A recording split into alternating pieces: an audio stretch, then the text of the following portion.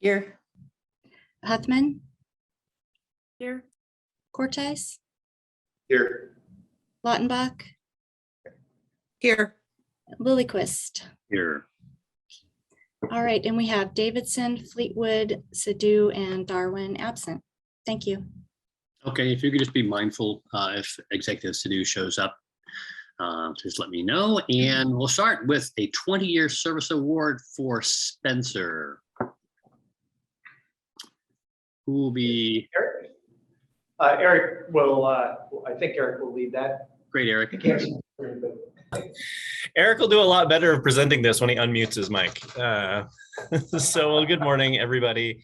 I am happy to celebrate transit operator Spencer Albin and his 20 years of service to our community.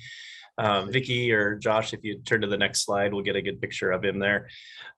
Spencer is that picture on the top left is just that's Spencer. He is joyful. He enjoys what he does every day. He shows up with that smile on his face. That's what greets passengers. He's been doing it for 20 years in fixed route service.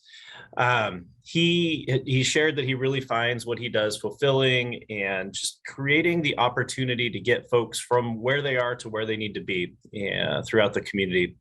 He had a history in the Air Force before joining WTA, so he brought his skill set that he developed there to the job, and just continues to do a phenomenal job. He is one that his coworkers look to for problem solving, and just tricky situations he handles with aplomb. So fun fact about Spencer is he was a triathlete for a while, and very impressively, he has completed an Ironman triathlon. So if you're ever on the concourse and you see somebody with the Ironman logo on their calf, that's Spencer. And the dedication that he put towards training for a triathlon is the same dedication he puts to serving our community every day. So please join me in celebrating Spencer and his 20 years. He is not here today because, as he said, he appreciates the recognition, but he doesn't like being in front of people. So please join me in congratulating him if and when you see him. Thank you. Great, thank you very much. I thought it was a good way to start the meeting. We will now come to a section entitled Welcome and Farewell for our incoming Fleet Facilities Manager, Mr. Andy Bowler, and our recognition of our retiring Fleet Facilities Director, Mr. Mike Bozzo. Les, I'm sure you have some words to say. as people around here know, I do tend to flap my gums too much. So yes, I have a few words. Well, first off, we want to welcome Andy to the team and the WTA family. Andy comes to us from Whatcom County, where he's was the superintendent of maintenance and operations for the last 11 years, since 2011. Andy's a lifelong Whatcom resident, so knows the community well. And prior to working at the county, worked for Interwest and Granite Construction as a project manager, so brings a lot of great skills for us here. And they're super excited to have Andy. He's been here now for a few weeks and is doing an amazing job. The drinking from the fire hose with all the the things to learn, but it's been a good turnover from them. So with that, we'll move to the from the happy part to the kind of sad part with Mike retiring. Josh, if you could pull up the pictures so people can see Mike. So Mike started here at WTA back in 2014. Some of his notable accomplishments have been completing the Midway lot with electric chargers, preparing for that, integrating our new electric buses into the fleet, facilitating the acquisition of the North Lots purchase on that, and being a overall great guy to have here.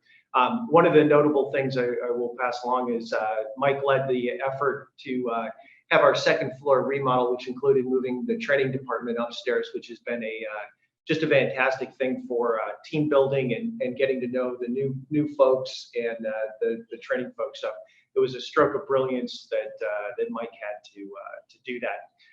We will miss Mike, but he's staying local and is going to be working a lot into his nonprofit that he runs with his wife, which is a great thing for not just our community, but for the region.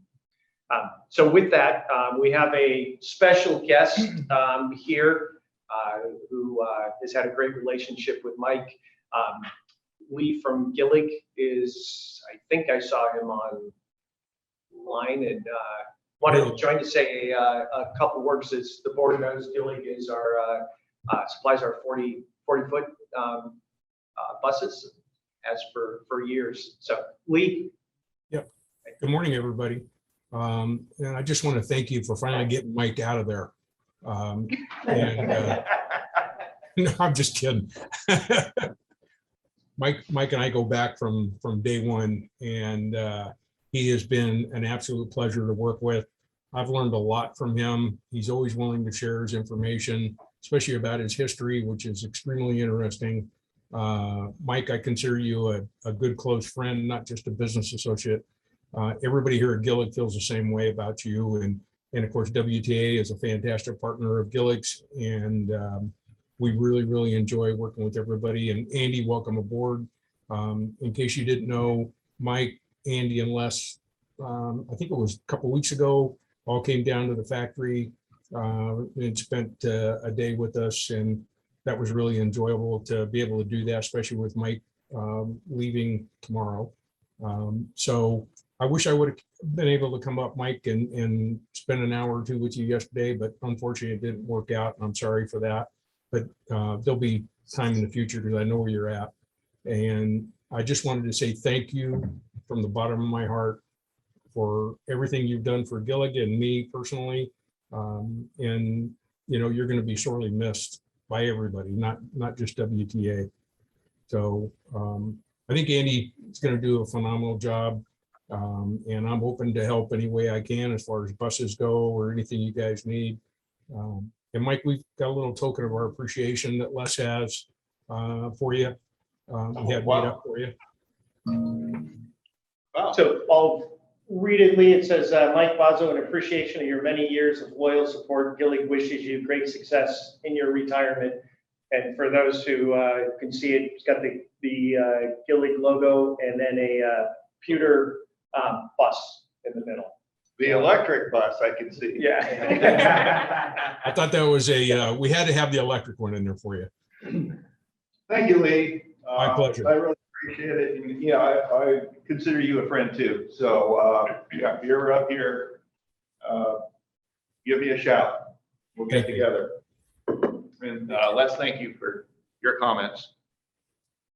Well, that's Miss your really story. all.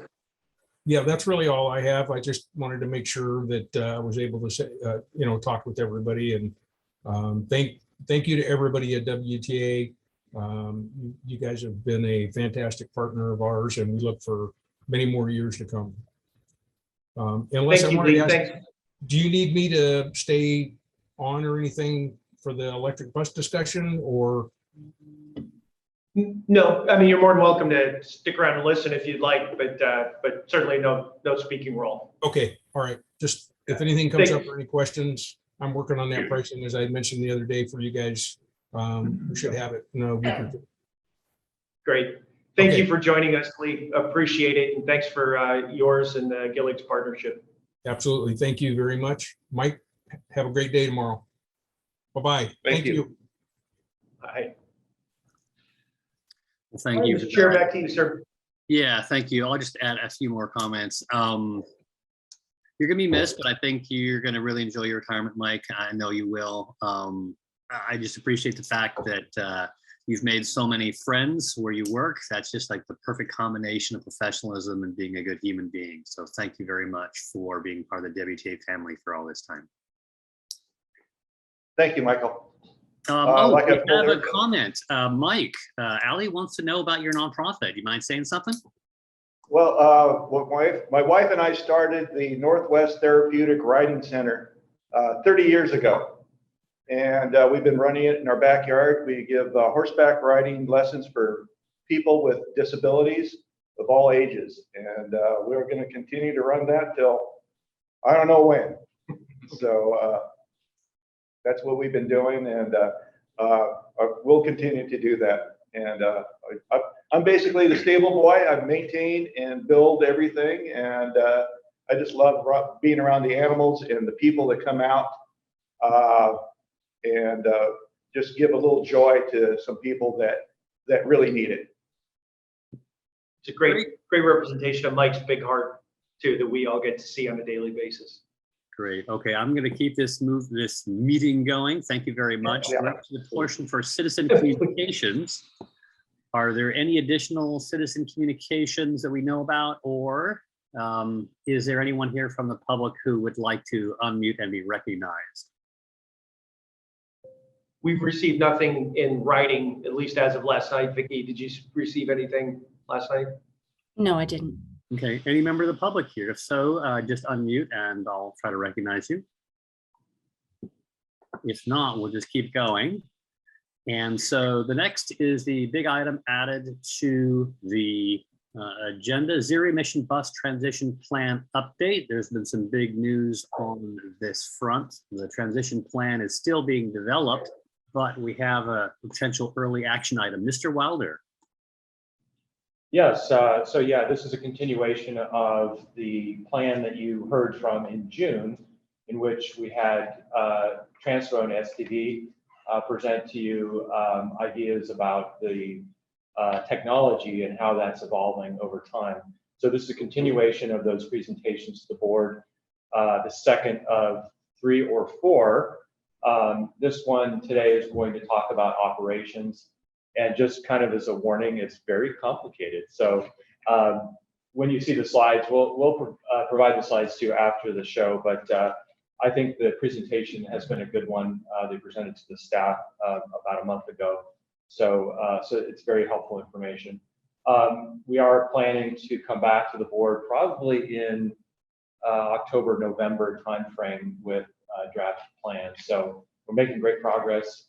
So we're excited about where it is today and look forward to any questions you have following the presentation.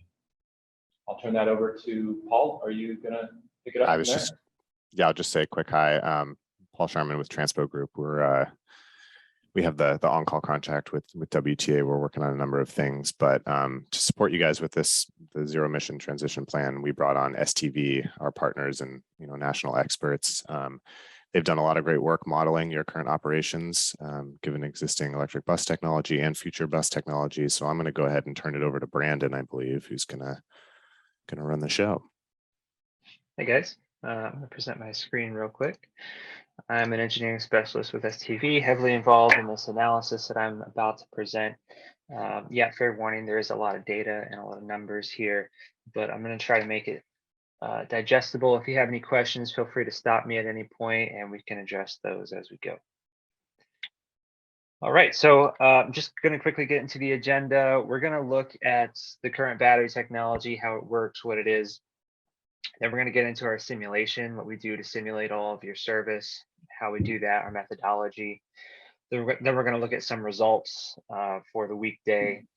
I have the weekend results here, but actually I'm going to skip over those and we might revisit them at the end if there's time, if there's a desire to. And then we're going to get into how the landscape changes in the future with battery technology in the future. And then finally, we're going to wrap up with looking at the load and energy requirements at the depot for the entire fleet. Okay, so here we have a picture of how we think about battery technology. We have run the simulation with a 588 kilowatt hour battery, which is kind of what's available today.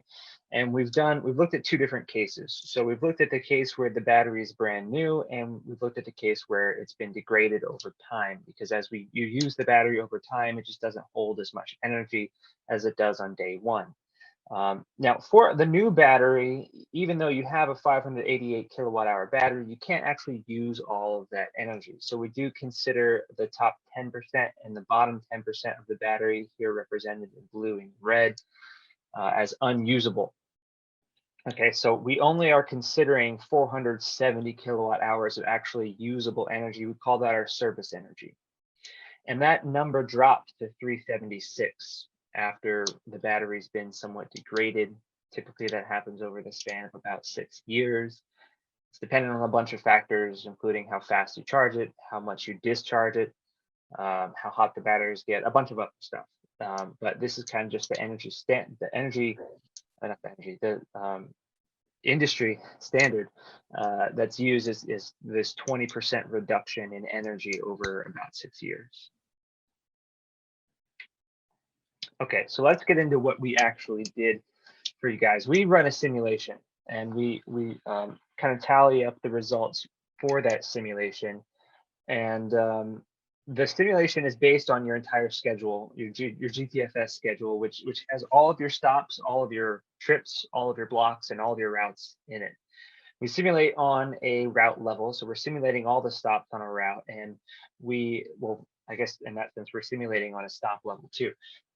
We do simulate our simulation is built from the ground up, so we take everything that we possibly can into consideration, things like elevation change between stops, things like distance, things like time and speed, passenger loading, solar loading, the temperature outside, the desired temperature inside, the HVAC load required because of that, the heat load applied by the passengers' bodies inside the car, all sorts of stuff. We consider quite a lot, and we've tuned this simulation to be pretty accurate.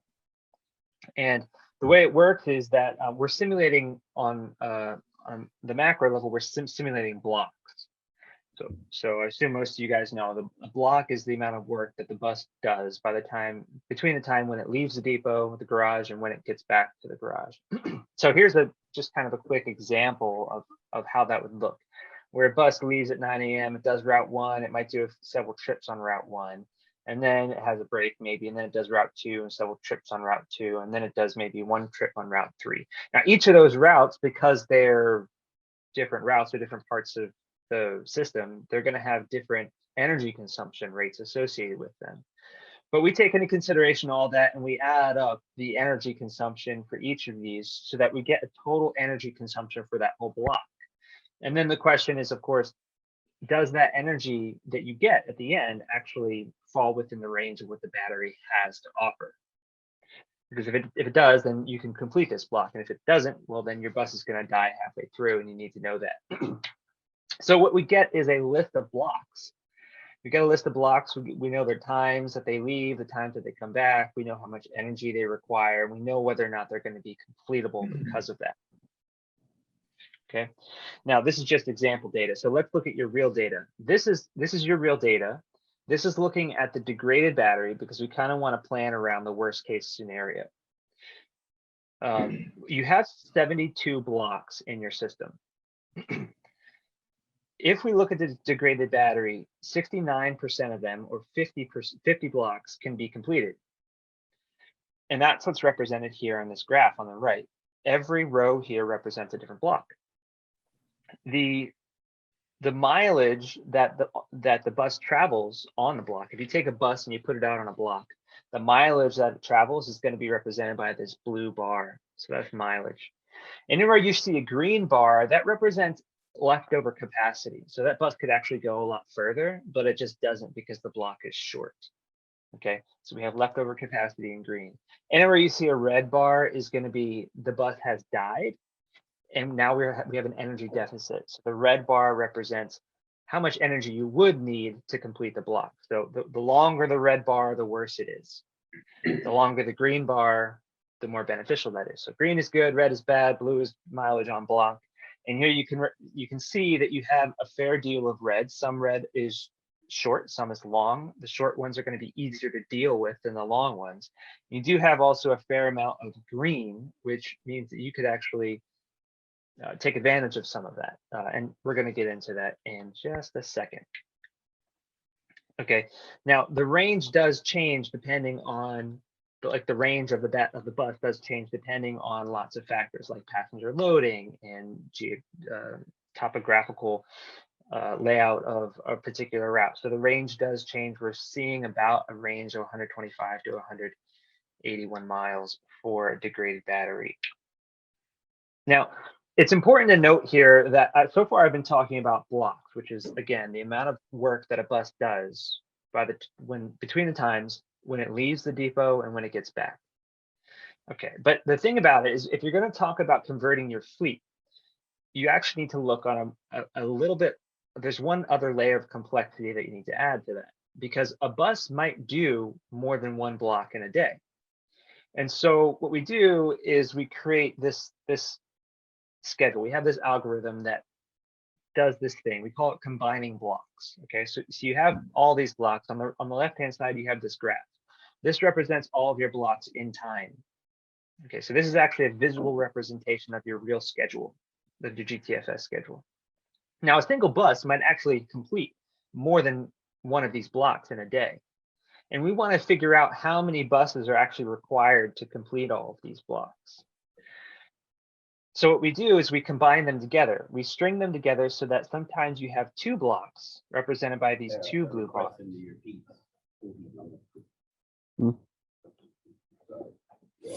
Sorry? Is that for me? No. Okay. So there's these two blocks represented by these two blue bars that are combined together. They're combined together with a certain number of assumptions that we make. We assume that when a bus comes back to the garage, it has to have 2 hours at the garage. We assume that it spends 30 minutes doing nothing. We kind of allow that for catch-up time, recovery time. Then we assume 90 minutes of midday charging at minimum. And if the bus is there for longer before it has to go out on its next block, we assume even more time of midday charging. Everyone make sure to mute while Brandon's talking. Thanks. So what's going on here is we're going from 72 blocks to 49 combinations. That sort of means that we need at least 49 vehicles to complete our schedule. Okay. But what's important to note here is that there's a lot of red. We have to deal with this red somehow, these incompletable blocks, because you can't just buy 49 electric buses and stick them on your current schedule because they won't be completed. You're going to only complete 27 of those 22 block combinations, which represents about 55%. So what that means essentially is that you could procure about 55% of this 49 number, 59% of these buses with today's battery technology. And of course, the question is, what do you do about the red? So we're going to get into that. Now, this graph is essentially the same thing that we were just looking at, but the graph has changed slightly. We're looking at the other format now. And the reason why I wanted to show that is because it becomes clear that when you combine these blocks together, you're utilizing a lot of that leftover energy. So your utilization rate is higher, and you've more efficiently combined together your blocks so that you don't have as much leftover green, but it's the same data. Okay, so now let's take a look at the future. So if we look at those same block combinations in the present, again, those 49 block combinations, 27 of them are completable. That's a 55% completion rate. If we look at the future, we're assuming that in the future, we're going to assume an 800 kilowatt hour battery. That's a 30. Quick question. When is this future? Like how many years are we talking? Well, that is a good question. Michael Burrow, are you on the line? Okay, I guess not. I'm going to say He's on the line, but he's muted. No, I'm here. Don't worry, Brandon. Okay. Couple of points. When you look at the Gillig bus right now, it's at a certain energy density. And Gillig has already made an announcement that they will be at 684 kilowatt hours of energy density next summer. So summer of 2023. Now you couldn't purchase a bus today and get it by that time frame. So we didn't model around that, of course, because not every manufacturer can hit this level, but just make this point. They're going to be at 684 kilowatt hours. That is 116 kilowatt hours away from 800. So I can safely say they're almost there. And as you look at your fleet replacement plan over the next 12 years, as you replace your buses as they become eligible, yeah, we're very confident that they are going to make it. I don't have the crystal ball. I can't tell you that we're going to be at 800 next December, but this last jump that they made was a 32% increase. So it is, I think you can walk away from this presentation feeling that 800 kWh is very doable in the next couple of years at the most. And you're going to be fine looking at your fleet replacement plan. I hope that answers the question. Yeah, that's great. Thank you.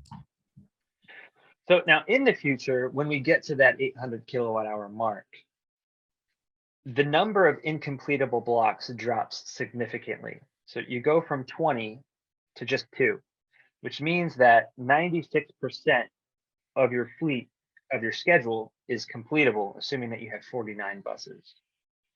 Right. We still have to deal with those 2 red ones, and we're going to talk about how to do that. So yeah, the question is, how do you deal with those blocks that are longer than 800 kilowatt hours? Well, you have basically 3 options. I don't think the first 2 make sense for you because it's just 2, but there are options. So, you know, the first one is on-route charging.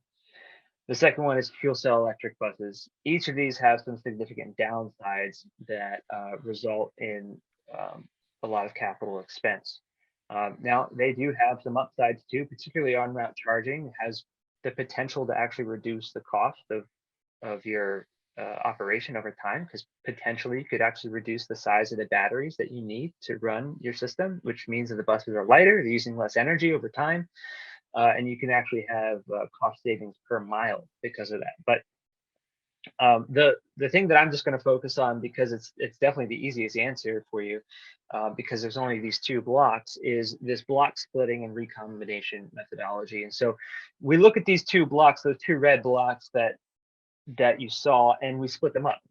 We have an algorithm that looks at each of your blocks and when they are in time, and we split them up into 2 smaller blocks, which is what's happening here. You have one giant block, it fails halfway through, and we need to split that up into 2 smaller blocks.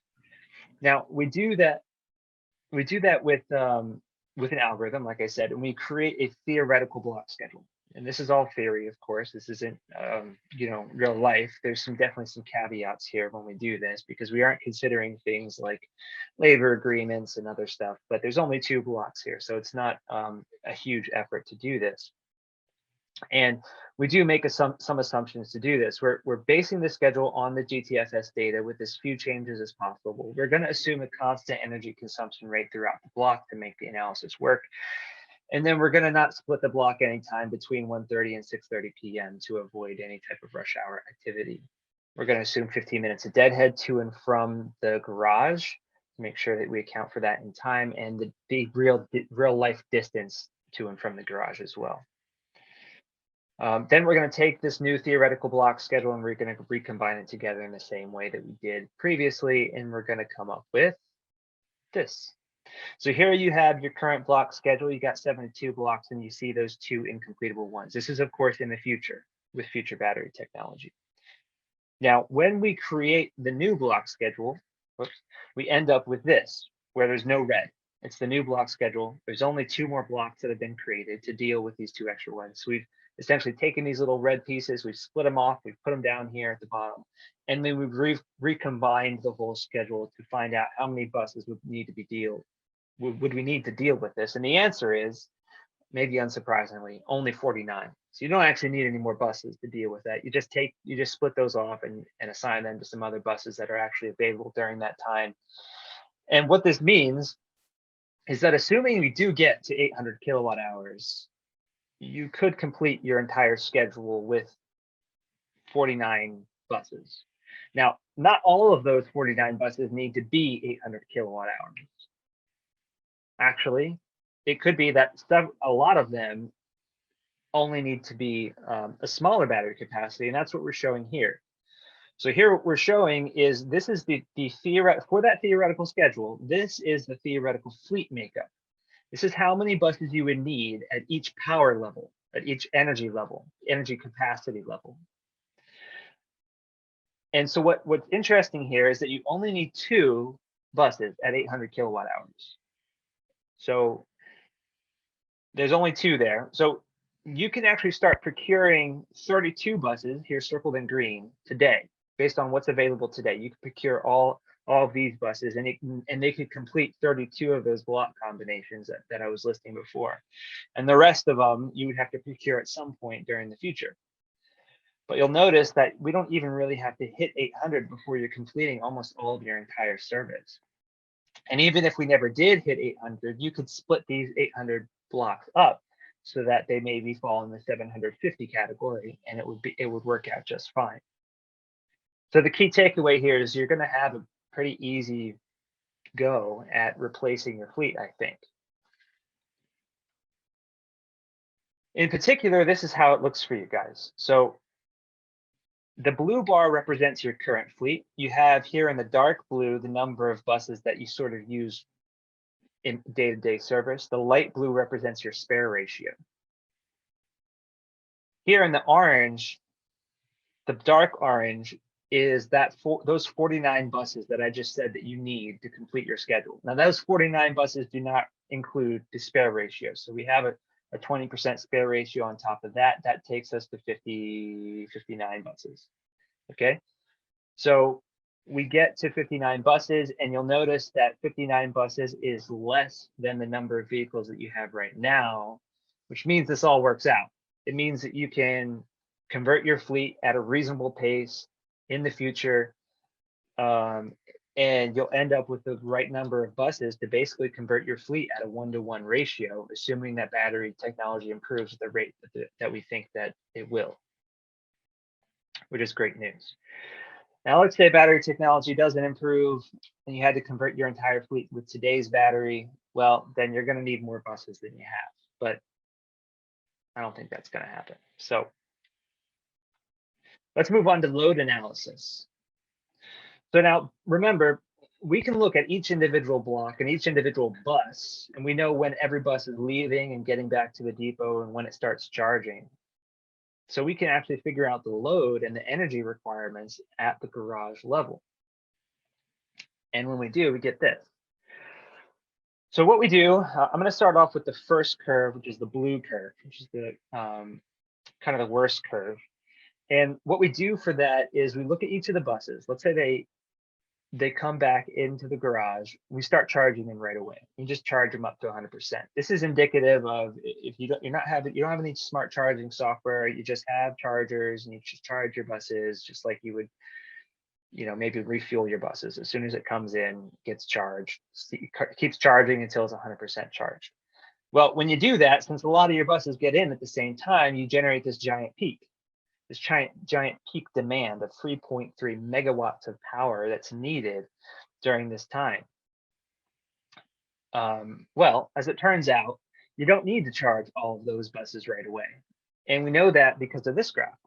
This graph on the left represents the fleet availability or the fleet readiness. Our y-axis here is number of buses. And the important line here is the gray one. That's when your buses depart. So you'll notice that a lot of your buses depart kind of at the same time. Then it flattens off for a bit, and then a few more depart, and a few more depart, and a few more depart. We need buses to be ready before we hit the gray line. So if we start charging the buses as soon as they come back to the garage, we have this blue line. Buses become available very quickly. Now we can optimize that and delay charging for certain buses down to this green line. As long as this green line never passes this gray line, then theoretically you'd have enough buses available at any given moment. Now, in reality, you're probably not going to cut it this close, but for the purpose of this exercise, this is how the math works out. So when you delay charging of certain buses, you can begin to flatten this blue curve into this green curve. And you'll notice that you reduce your peak power demand from 3.3 megawatts to 1.4 megawatts, which is obviously a huge reduction. It's going to be a reduction in the amount of demand charge that you might get. It's going to be a reduction in the amount of infrastructure that you might need to build. And then I want to quickly draw your attention to this red peak and these yellow lines. You might be wondering what these are. This is your midday charging when a bus goes out on a block, it comes back to the garage, then it starts charging for a little bit before it goes back out on another block. That's this little peak here. In your case, there's really not a lot of that happening, so it's not going to affect kind of your grid planning, but it will affect, you know, how much energy you're going to pull for sure.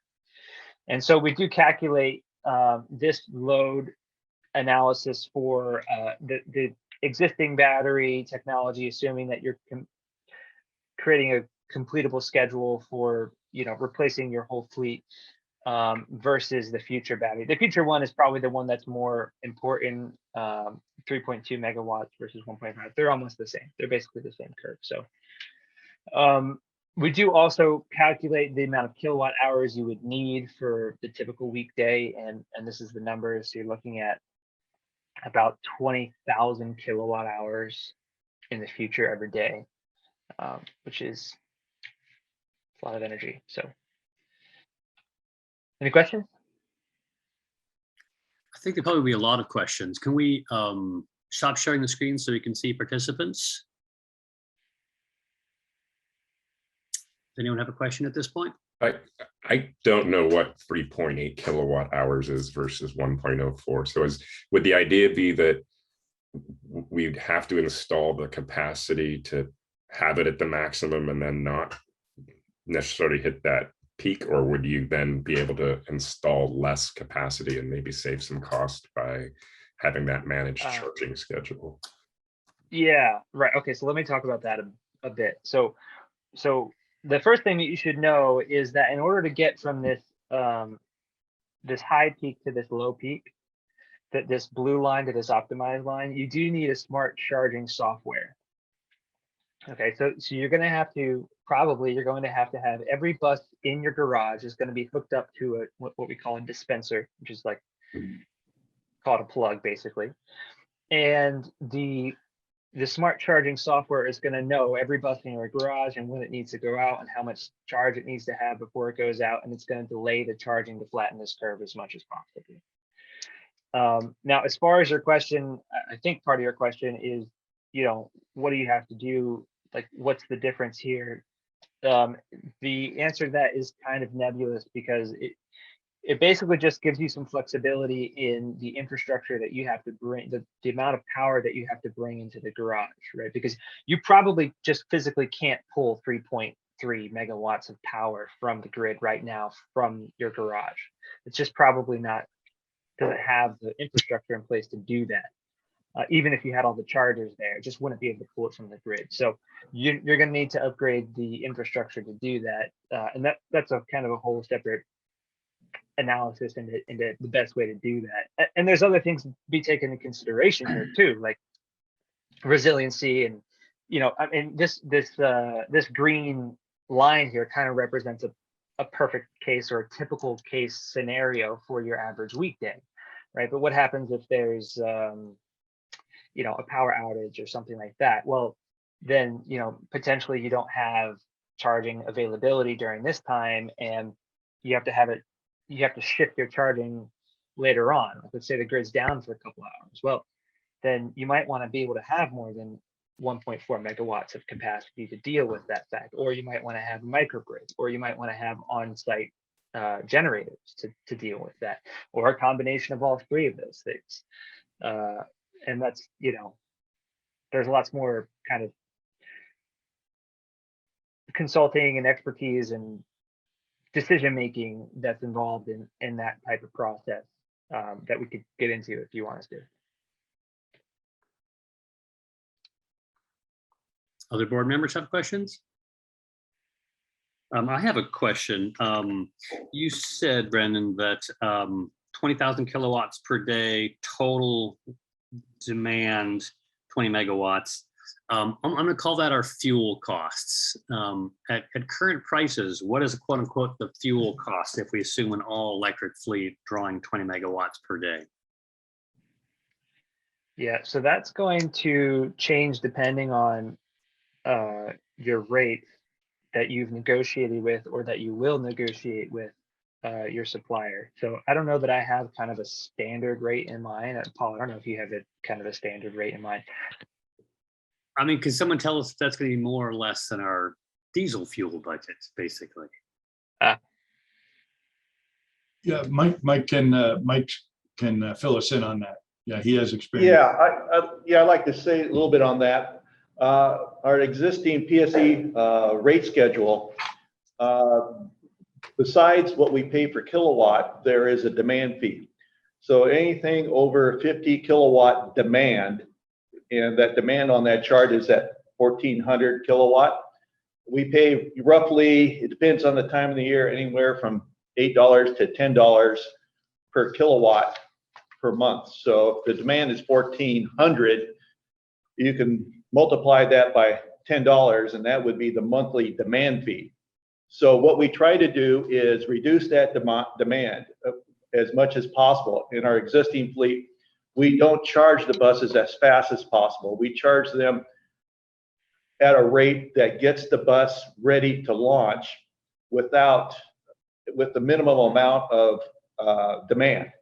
Right now, we're charging at a rate of 80 kilowatts when we could charge them at 125 or 160 here shortly. So it really depends on the schedule. And as Brandon was saying, that software schedule is very important in the future as we get more buses to reduce that demand, because that could be a key requirement in the future. So, Yeah. so just kind of speculate, if we did manage demand to avoid demand charges, again, compared to diesel fuel operations, will electricity be about the same, more or less? I think it'll be about the same or less, depending on the cost of diesel. Right now, fuel costs have escalated 100% from last year. So electricity is more dependable as far as the pricing.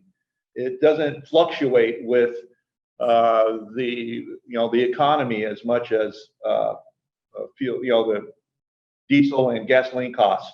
So it'll be much more consistent and much more easier to budget in the future.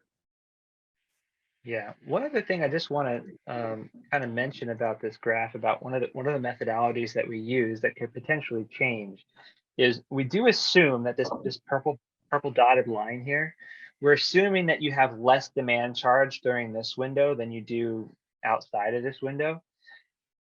Potentially, there's room to flatten this curve even more. Potentially, I've seen other curves that theoretically could be like a flat curve all day long. So it actually depends on kind of like how your demand charge is structured. Sometimes it, like you said, sometimes it's different depending on the day of the year.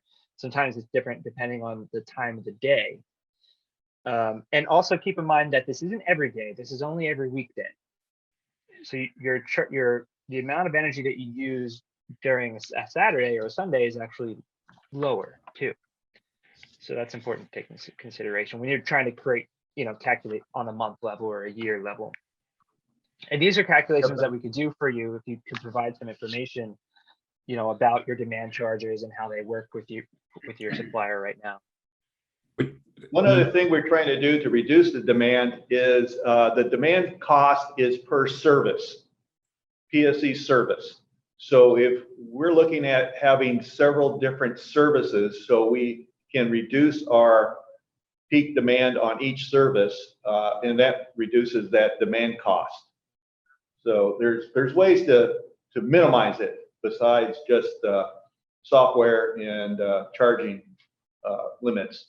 Les, we really haven't gotten into serious negotiations on this yet. No, Can we- I've been talking to the Utility Commission regarding what is needed for transit agencies to go to electrification. We need our own schedule, and it may require us to have a peak demand versus an off-peak demand, but that's going to be in the future, and that's what I think the Utility Commission is looking at for. Todd, you have a question? transit. Yeah, are we limited to, when we get to that, negotiating with PSE, or can the Whatcom PUD potentially be a supplier? If we went to a PUD, we would be on a primary power, so we would have to have all the equipment to, go from 13,000 volts down to 440 volts. So there's, that's a whole different animal and requirement for infrastructure. And I don't think we're big enough to go that way. I can't see all the board members at the moment. Are there other board members with questions?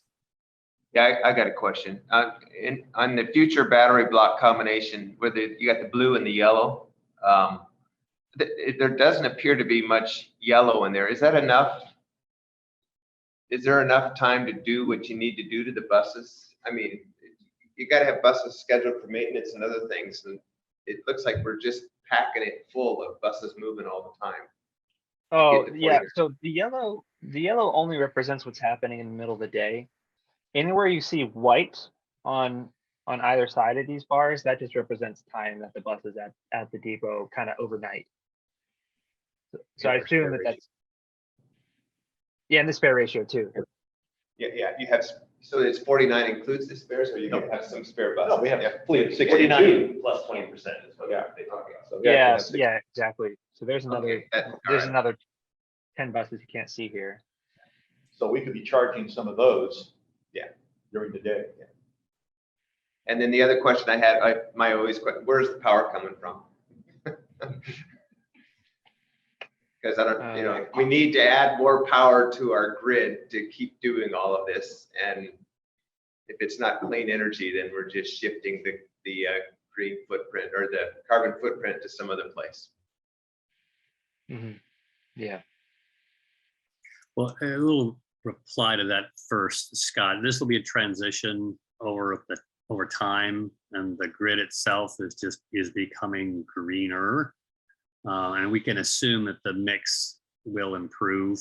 And I think we have to assume the UTC and the utility providers are planning for the increase in demand, and assume they'll have that covered at their end. Also, I really appreciate this, Brendan. Please share the slides with us. But this is sort of like a theoretical exercise, imagining 100% conversion like now with the current routes now. I want to ask a question about getting from A to B, about the transition itself, about the first routes to be converted, and about sort of when we start hitting any, and we don't need to optimize, for example, the charging schedules or reconfigure the blocks probably for the first few years. I'm just assuming we're going to 100%, right? So can you talk about what's going to happen midway through the transition? And because I'm imagining many of these barriers we won't be hitting anytime soon. When would we start having to face some of these limits, assuming that we're converting, buses on an annual basis using the replacement schedule?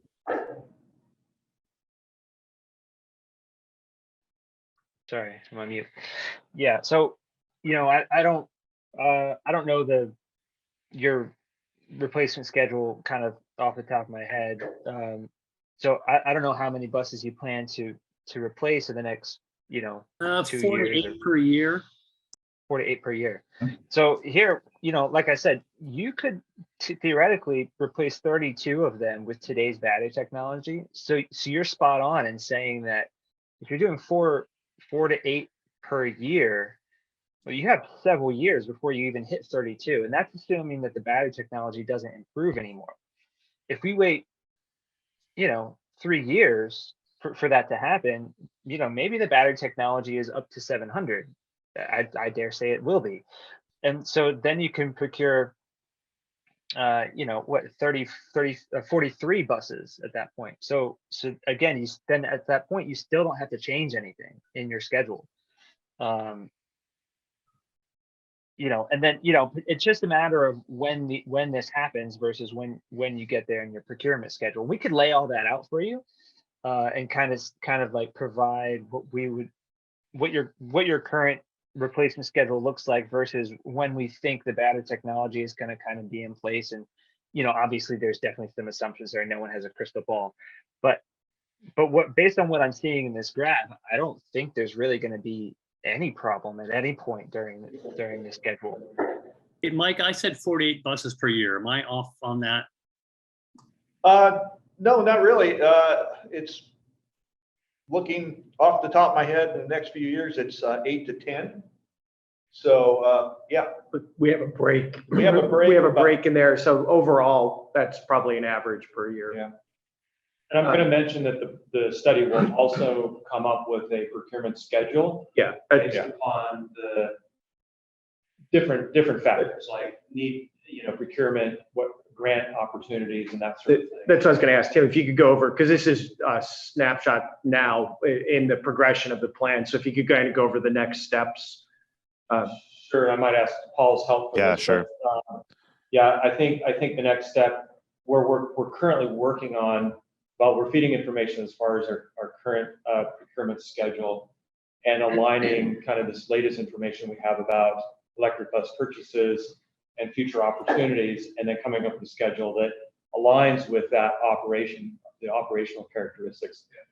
For one thing, going to be okay. We have blocks that we can utilize the lower density batteries in today, and it's a slow progression to the complete transition. But we will be coming up with that as part of the draft plan. We need to make sure that we're balancing replacement into the future too. So we don't want to go out and buy 32 new buses tomorrow and then in 12 years have to buy 32 buses again, because we just wouldn't be able to afford doing that. Plus they're $500,000-$600,000 more per bus. So we're trying to structure that, coordinate that with the infrastructure, and that's what this plan is going to do, help us to make those decisions. So we're synchronizing the acquisition with the infrastructure, with the replacement and so forth. So. Yeah, absolutely. I mean, I don't think we're going to recommend you retire a bus early. That doesn't make a whole lot of financial sense. So it'll be a rolling replacement as you go. Can everyone see the screen here? The other thing I was going to mention, Paul, before you talk about that, we Sure. had actually from the consultants yesterday to look at Midway Law, to look at Moab, and to start identifying and coming up with a conceptual plan as far as how we lay out our facilities for accommodating the charging infrastructure. So we've begun that work, and that will be continued in the plan itself. So go ahead. Sorry, Paul. Yeah, so no, that's all right. So as Tim mentioned, yeah, we were actually out there yesterday, a number of us looking at your facility, got a great tour from Tim and Mike. So thanks again, guys. And so we have gotten through kind of this task 5 here, the route planning and analysis. That's the results that we're presenting here to you today that Brandon's been covering. The next piece of that is the facility needs, is looking at what we need to do to facilities, what kind of charging infrastructure you need, how we're going to expand it, and put together some concepts of what that might look like in the future. And then from there, we'll develop that transition plan that says, in year X, you need to buy X number of buses. In year Y, you need Z number of buses. And we're going to do that over the next 10 to 12 years, over your full bus replacement cycle. Luckily, you guys just won an awesome FTA grant to get 8 new electric buses. So congrats on that award. That's pretty exciting. And that definitely gets you, a chunk of the way there. 8 buses is a big chunk of those 49 routes that you've got right now. 49 buses in service right now. Yeah, so when we come back to you guys again in October or November, like Tim said, we're going to have that transition plan put together. That's going to be a draft of, this is the way we think you're going to get from 0 to 100. This is the time frame. This is how much it's going to cost. This is what your infrastructure needs are. That's all going to be in the final plan. So that's where we're going with this. That's great, Brandon. Thank you. Thank you.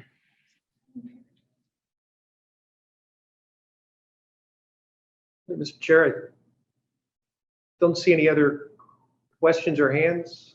Okay, thank you. Again, to be appreciated if the slide deck could be shared with the board. The next item is a potential action item related to that. It's consideration of amending the bus order from diesel to electric buses based on the recent grant award.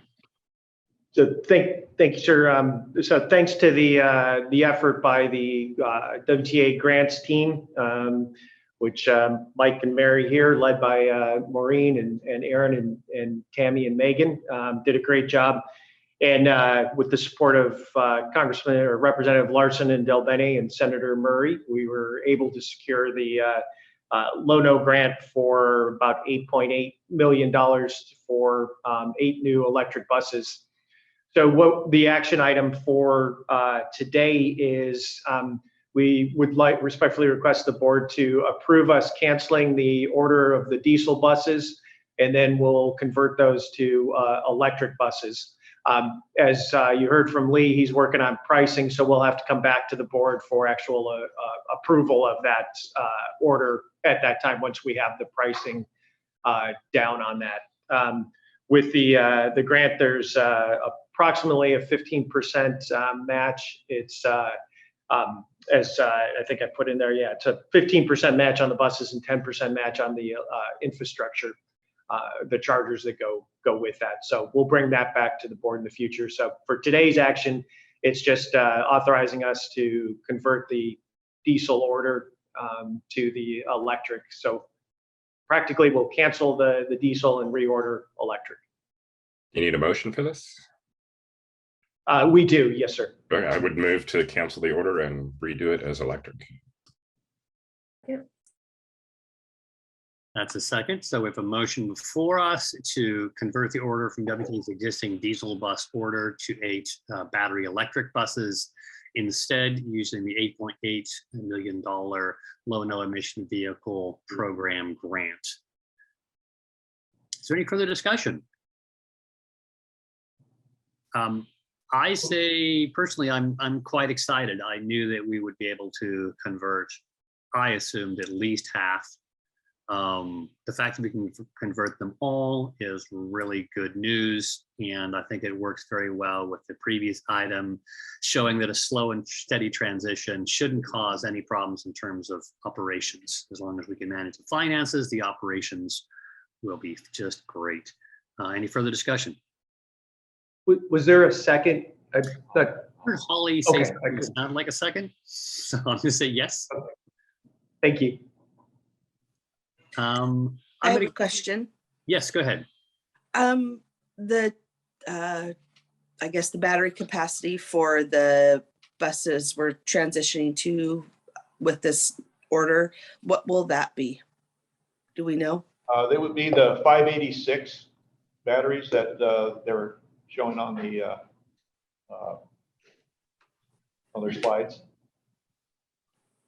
Yeah, what we do real quick is we're using energy density levels that we know will give you folks a competitive bid process. It's very easy to write a spec around, let's say, the Gillig bus at 684, but if the other manufacturers can't hit that level, you would end up with a sole source, wouldn't you? So we avoid that by dialing it back a little bit and making sure at least 2, possibly 3 manufacturers can participate in your procurement process and avoid that dreaded sole source. Okay. I guess I got one more question. I got one question, Michael. The ones that we used in the winter, we had trouble heating. Will these now be able to heat electric in the winter, or are these going to have diesel backup for heat?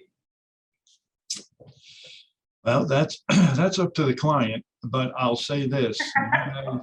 You guys are definitely above our line, if you will, where we would want to recommend currently a diesel-fired auxiliary heater, only because obviously the electric heat system is a dead short and it uses the batteries up a lot quicker, as I'm sure you have already found out. So as the energy density increases, we shall reach a point where you won't need diesel-fired heaters. But for your first couple of orders, we would make the recommendation that you stay with the diesel-fired heater until we see that magic 800 or higher energy density, so we have enough energy on board to run just an electric heater. So then all of the analysis that we saw in the previous slides, was that based on diesel heaters or was that based on electric heaters? Yeah, good question. Sorry, I definitely should have covered that and meant to. That is all based on assuming a diesel fire heater. And if you're curious, we draw that line across the United States right around Washington, D.C., Baltimore area. Baltimore elected to have diesel-fired heaters. Anywhere south of that, we're very comfortable saying you won't need them.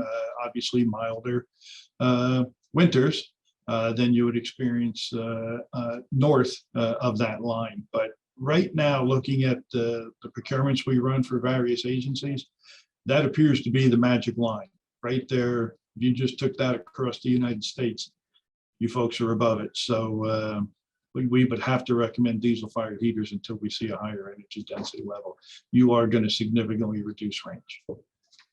And I guess I would assume all these buses have air conditioning? Is that Yes. true? Yes. And Air that conditioning power is demand, actually- that power demand isn't like heating. The air conditioning is actually easier on the vehicle range. So the heat, electric heat, is the problem. It's literally a dead short. It's like your hot water heater in your home. If you have an electric heating system, it's basically an element that you, through resistance, create a probe that increases your water temperature in your hot water heater. So it's literally a dead short. Low efficiency. Yes. Yes. So one question has to do with, again, the practicality of what to do with these 8 buses. Does staff already know which routes are most suitable? This kind of goes to the whole idea of transition. Where do you put them first? Is the staff comfortable with knowing where these 8 buses will go in our schedule? I would say the answer is yes. Based on the testing we've been doing with our 2 electric buses, we have a very good idea of where we can operate those today. Now with the increased density, that will increase the number of blocks we can operate those today. I don't think we need to make any changes to the blocks based on the technology. So we're confident those 8 plus the additional 2 can be introduced without much effort. So we will have, just to clarify all those numbers, we have 2 more that are coming in January of 23, knock on wood. And then we'll have this order that will come towards the end of 23, again, knock on wood. We'll see. So that'll take us to a total of 12. Okay. Any further discussion? Okay, I'm going to go ahead and call the question. The way we've been doing this online is if there are no objections, we'll consider the vote to be unanimous. Are there any objections to approving the motion to convert the order for all 8 buses to battery electric? Hearing no objections, that passes unanimously. Thank you everyone for all the good work on that. I think that's great news. And it really ties in well with the important information presented today on the previous item. Next is approval of the consent agenda. I'll move approval. Second. Okay, if there are no objections, we'll consider the items on the consent agenda to be approved. That includes routine expenditures and approval of minutes. Are there any objections? Consent agenda is passed. Next, reports to the board. First one is an on-site. Well, first of all, it's 9:05. I was going to say, we can move through this really quick. And what I can do on the GM report, when I send out the slides, I will just put it in writing, the few bullet points that I have to update. Okay, so I So that see we can have 2 items. The wellness center update, I think, is important, and then the transit asset management plan, I think, is also, we definitely need to get to that today. So let's start with the wellness center. All right, good morning. This review that we are next month. Hey, Vanessa, I don't know if you can hear us, but we can't hear you. Okay. She lost connection. Yeah. Okay, let's wait till she. So finds let's go to way- the TAM plan and we'll Please. come back. Okay, so this is Mike Bozzo. I'll be presenting that quickly. So in 2012, Congress passed the Move Ahead for Progress Act, mandating the FTA develop a ruling establishing a strategic process to operate, maintain, and improve public capital assets. This was finally called the Transit Asset Management Plan, or TAM. Our system is under the Tier 2 for public transit providers, which requires a WTA to have an asset inventory portfolio, condition assessment, and decision supporting tools to manage the replacement and maintenance of for good state of good repair. With this, I put the leadership of this process and this program under Kim Putich, our warehouse and administration manager for fleet and facilities. She's been leading that for the last 4 years. This report is due every 4 years and is reviewed by the FTA during our triennial review. So she has been the key to tracking all those numbers and all the equipment that we put into that report. Finally, the TAM is aligned with our capital improvement plan for replacements of our existing assets and new assets. And they are tied specifically together as required by the TAM plan. And then the CIP is brought in and into the budget process for approval. So there's nothing required by the board, but I just wanted to show you that this is all the information that we have been doing for years. It just compiles it and proves to the FTA that we are following the required state of good repair. And it also demonstrates to the board all the work that we do in the fleet and facilities. So if there's any questions, I'm going to turn over any technical stuff to Kim, but I just want to thank her for all the work she has done to put that report together. Are there any questions for Mike or Kim? Thank you, Kim. It was very reassuring to read this document to see how thoroughly we're tracking on these important aspects of the fleet and all our assets. Okay. Thank you. Seeing no questions, thanks to Mike and Kim for all the work that went into that. I see Vanessa, are you, you look like you're back on? I moved to my So phone, over- so hopefully this is stable. Can you hear me? Yes. Yep. So Okay. over to you on the quick wellness update. Excellent, thank you. This is just to let the board know that next month we're expecting to bring an item forward regarding the on-site wellness center. Just a really brief reminder that we had a pilot program with a company called Injury Free. It was a 3-year pilot program which was extended. The company then closed, and so we've been without the on-site wellness center for employees since the beginning of 2022. So we've used the time to evaluate the program interest from employees, and we've found an option to piggyback off of a contract with Community Transit. So all of this will be in much better detail, but wanted to let you know that this is coming. There's been some work with this. The benefits of using a piggybacking model instead of doing our own RFP is it'll get us an on-site wellness center in a faster turnaround. It usually takes about 4 months for a full RFP process. And the initial work we've looked at with the on-site wellness center that is up and running at community meets the program goals that we've identified. So lots more details to come on that.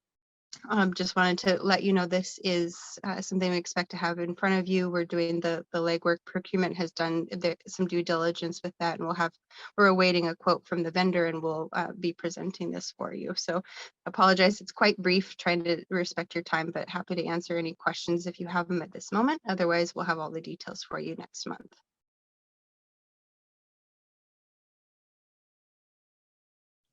Okay. Can't see any questions, so hopefully not. So then just to finalize on the report, we had submitted in written format the second quarter financial information and performance report. So I wanted to pause there for a second, see if there was any or there were any questions on either of those.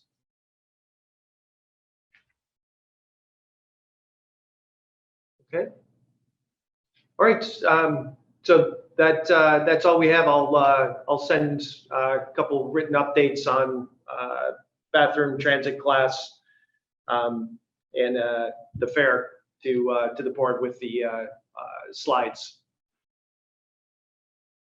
And so back to you, Mr. Chair. Okay, are there any further items come before the board? Hearing none, appreciate everyone being here this morning. I thought it was a really important meeting for us, and I'm going to adjourn the meeting. Thanks, everyone. Have a good day.